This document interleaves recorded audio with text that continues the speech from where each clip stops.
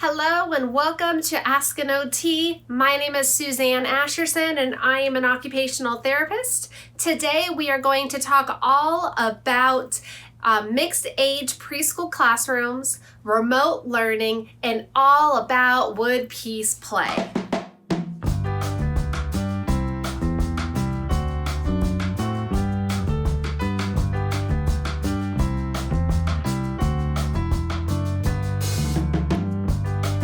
The first question says, hello, I am a pre-K teacher and I have been using your program for years and I love it.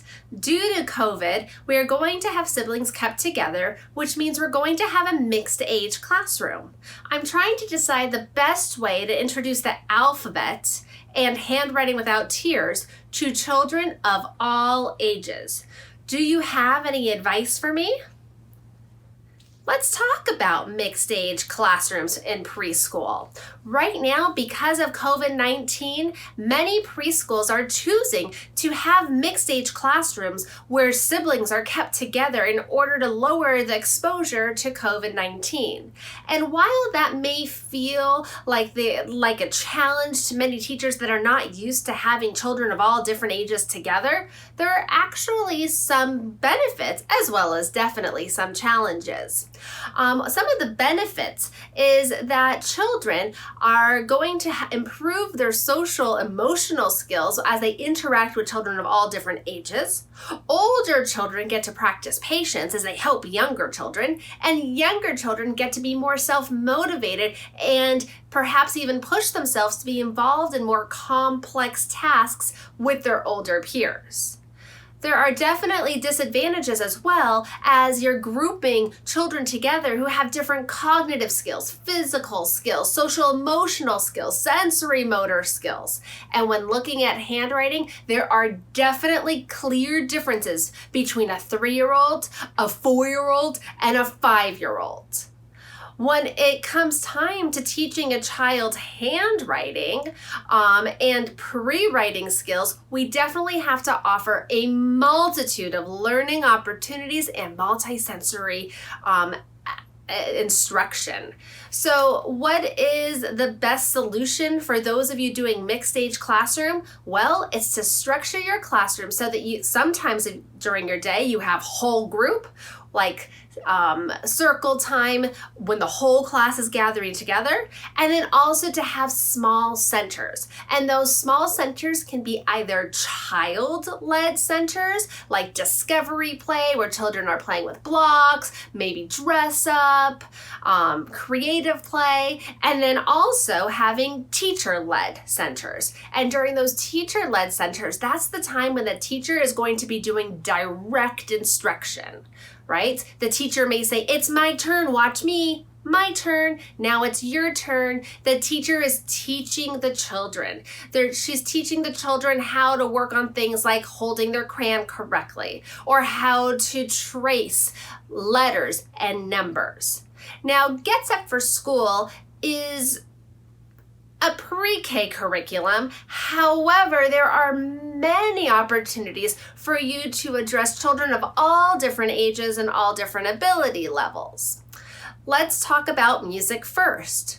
Music is a great opportunity to play the tracks during free play, and children just get to listen to it, and then they'll be able to pick up on some of their favorites, and you could gather together as a whole class during circle time and sing songs together and do finger play opportunities together. One of my tips that I have when working with children of all ages is that when you are going to teach the alphabet and you're going to be singing the ABCs, always make sure that as a teacher you are going to be pointing to those letters to help children to learn alphabet letter recognition.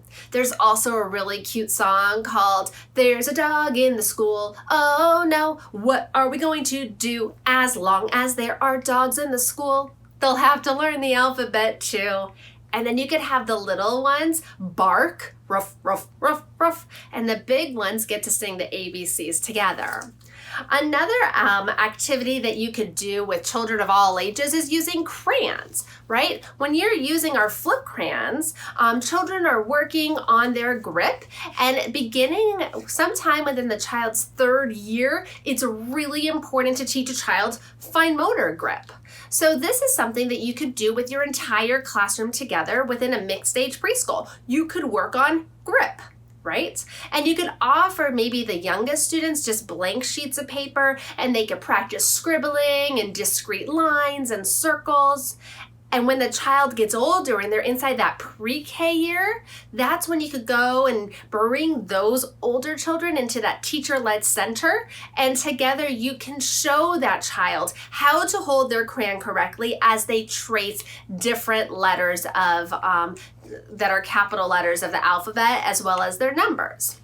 Now, wood pieces. Wood pieces are another really great opportunity to work with children of all different ages.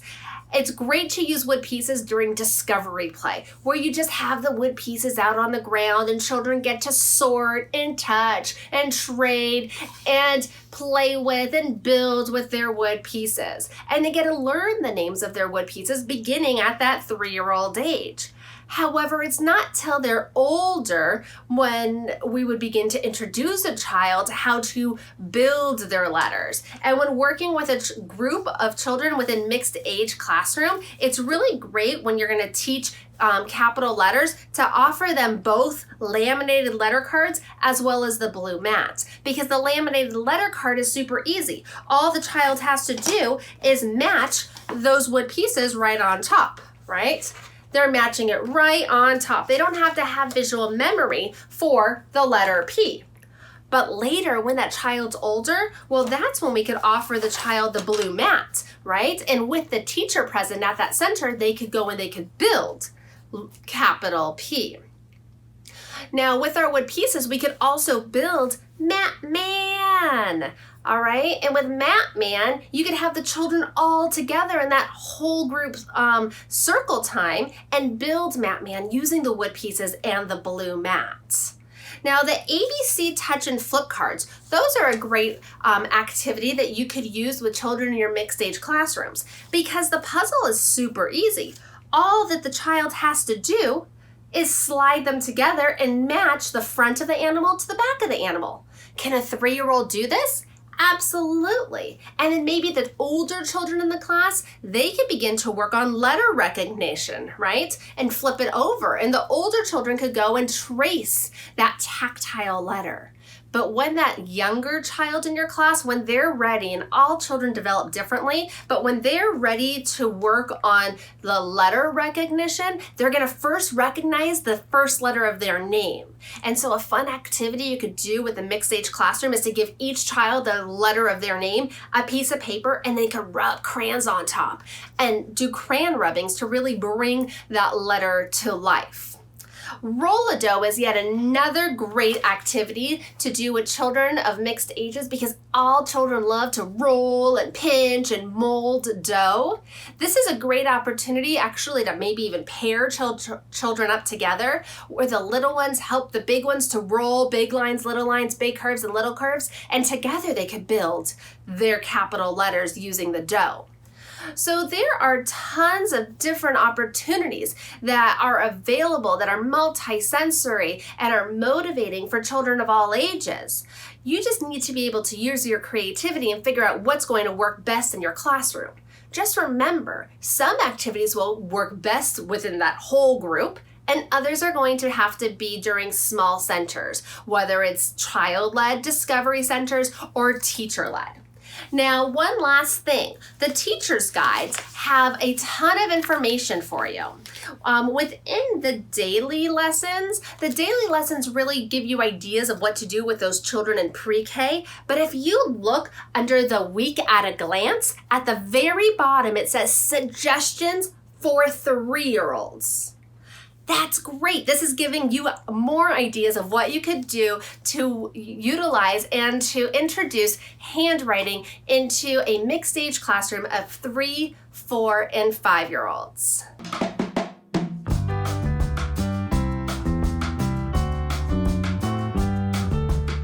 It's time to talk about a hot topic, distance learning. A question came in saying that due to coronavirus, my school is teaching virtually this year through Zoom.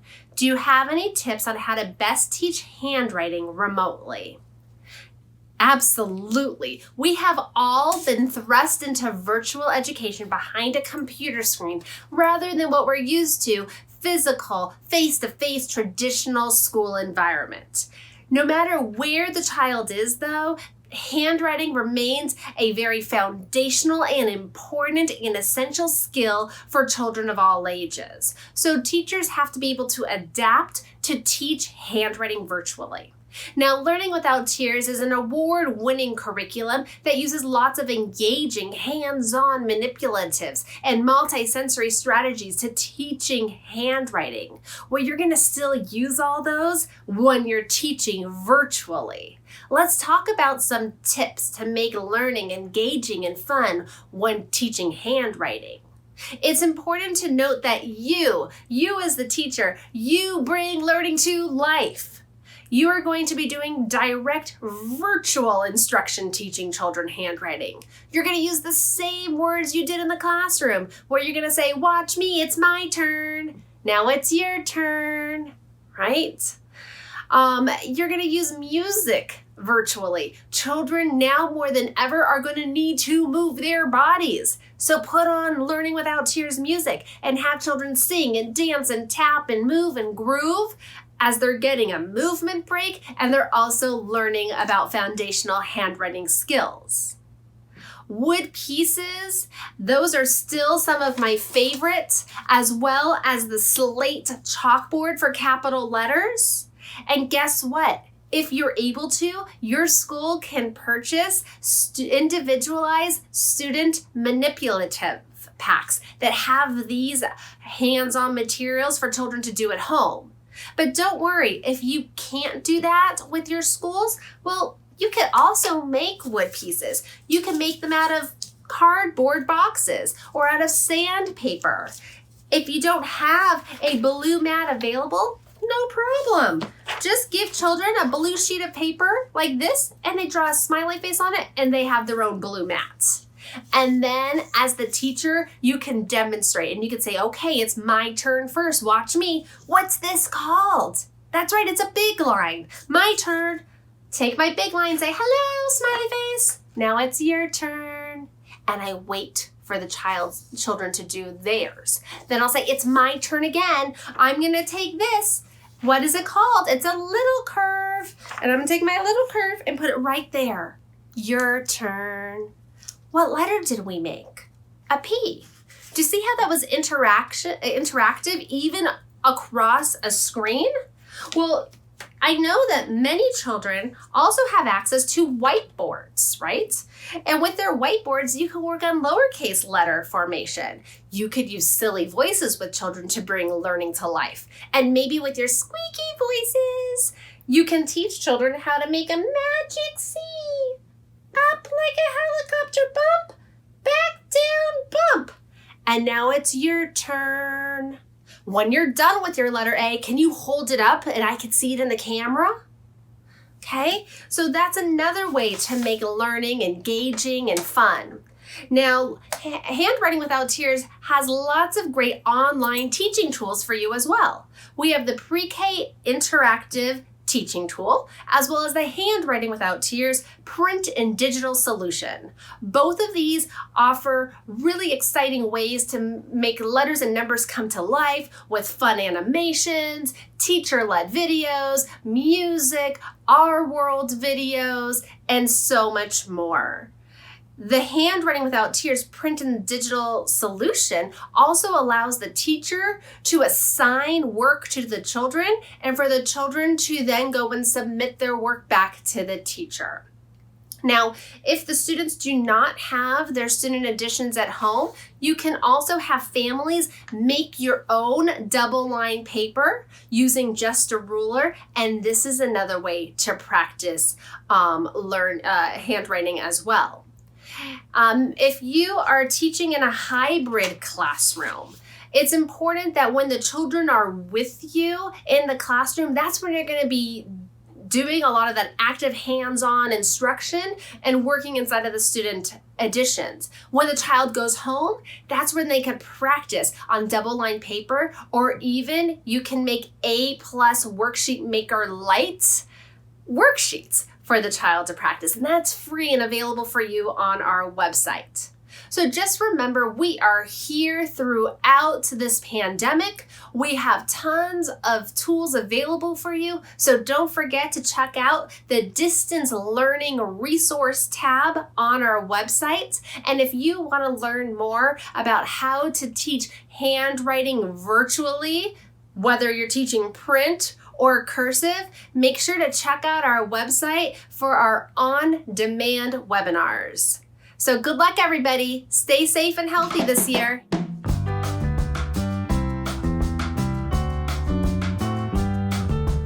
Let's talk all about wood piece play. A question came to us saying, I understand how to use wood pieces to build capital letters, but my 4-year-old is not interested in letters yet. Do you have any tips on how to use wood piece activities to spark his interest before building capital letters? Absolutely, we do. Wood piece play is some of my favorite readiness opportunities before we ask a child to build their capital letters or their numbers. Now, it's really important that we teach a child the names of the wood pieces first. So I'm going to teach them to you as I would a child. Okay, and I'd ask my students to repeat after me in your big voices. Big line. And then it's your turn. Wow, that was loud. And now with your squeaky voices, little line. And with your rock and roll, big curve. Shh, little curve. Now, why am I using my silly voices? To help the child to remember the names of their wood pieces. Are they ever called sticks? No, they are not called sticks, because what do children do with sticks? They hit with sticks. Do we write with sticks? No, we write with big line, big curve, and little curve. So that is why they have very important names. Now, one of the ways I like to introduce the names of my wood pieces and learning opportunities is through music. We can do things like this song. What do children do when they have 2 big lines in their hands? They're going to start tapping. So we have a song that's called Tap, Tap, Tap, where children get to go and tap their wood pieces together. There's also the wood piece pokey, where children get to learn lots of different skills like positional terms, following directions, body parts, and awareness, where you take the big line and it starts by have the big line walk, make the big line talk, hello, hello, make the big line walk, and then you move it up and down. Okay, it's endless entertainment fun using our wood pieces and our music. Another way I like to play with my wood pieces initially with children is just by dumping them out on the ground and letting the children do free play opportunity. And you'll see children begin to trade, begin to sort their wood pieces. You may even ask children to go and polish your wood pieces, and you'll sing a song like this. Rub, rub, rub, big curve, it is nice and round. Rub, rub, rub, big curve, now put it on the ground. What I've seen children create with their wood pieces is amazing. I've seen really elaborate race car tracks or train tracks, and then children go and get the choo-choo trains or the race cars and they bring it to their tracks. And what's great is they're learning this is what the wood pieces feel like. These are the names of the wood pieces. Now, another activity I like to do with children is I take my wood pieces and I put them inside of a bag like this. And then I'll tell my students, shake, shake, shake. What's in the bag? And I have my students reach inside and pull out, can you find me a little curve? I found it. Now, if I'm working with a child who's struggling with that, that's okay. I could put maybe a couple big lines inside and then ask the child, shake, shake, shake. What's in the bag? And they reach their hand inside and they found a big line. But of course, that's all they're gonna find because that's all I have inside of my tactile bag. Now you could take your favorite wood piece and play a game like Simon Says. Simon says, touch your head. Simon says, touch your nose. Simon says, touch your elbow. I said elbow. Did I trick you? So we're working on body parts. Temple Grandin, a lady with autism, an expert in the field of autism, says that learning nouns is easy, but to always use an object when teaching positions in space. So I could use a wood piece, as I have told him repeat after me. This is the top, this is the bottom, to the side, between, over, under, around, right? So I could work on positions. I could teach children words like climb them up and say vertical. Shh, have them take a nap. Horizontal. You could even disco dance, diagonal. There's so many fun things we could do with our wood pieces. You could even embellish them. You can paint them. You could paint them with fluorescent colors and then use a black light and they're gonna glow in the dark. I have a teacher that even dipped it in glue and birdseed to give it a tactile experience. And if you don't want to, alter your wood pieces, you can make your own using cardboard boxes or sandpaper or styrofoam board, anything. And then with those wood pieces, you can build somebody. His name is Matt Man, and he's my best friend, and he's the children's best friend because Matt Man helps a child to be able to build a person and learn about body parts and function and later be able to draw a picture of their own. So as you can see, the wood piece play opportunities are endless. Make sure to just have fun and get creative and share what you're doing.